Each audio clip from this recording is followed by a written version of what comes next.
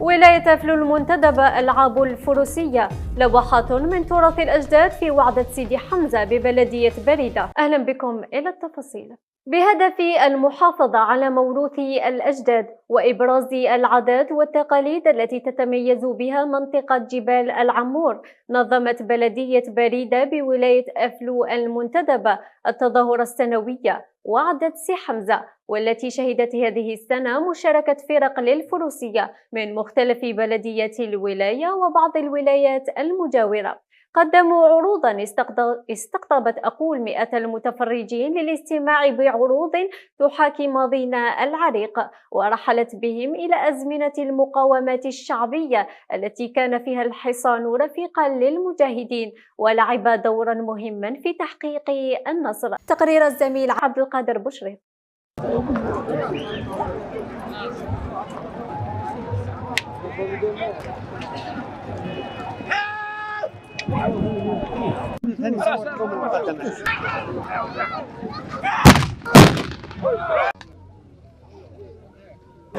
الهدف من هذه الوعدة هو إحياء تراث الأجداد بهذه المنطقة، تسطير برنامج مكثف من خلال الفروسية، من خلال تلاوة القرآن، كذلك من خلال بعض الأنشطة الثقافية والرياضية على غرار الدورة الرياضية، بعض الألعاب التقليدية. كذلك تتخلل هذه الوعدة إقامة بعض المعارض التجارية. كذلك من أهداف هذه الوعدة هو التلاقي، هو الإخاء، هو إقامة الصلح ذات البين، كذلك فيها إطعام الطعام.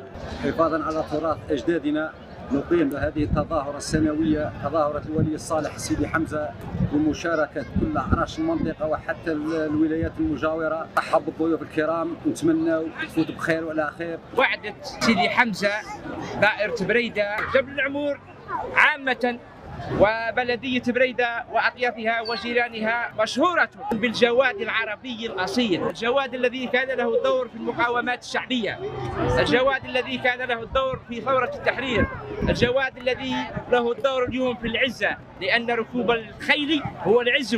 نرحب بالضيوف الكرام في هذه الوعدة التي نسأل الله أن تكون فعل خير من موسم البدر، وتكون بذرة للصلح وللم الشمل. عرش ولاية سيدي الناصر، نادي رياضي للهواة الفروسية ولاية سيدي علي. إذا بينا الموروث نحافظوا عليه كما ورثناه احنا على آبائنا ونورثوه لأولادنا، ونشكروا مرة ثانية عرش الحماسة.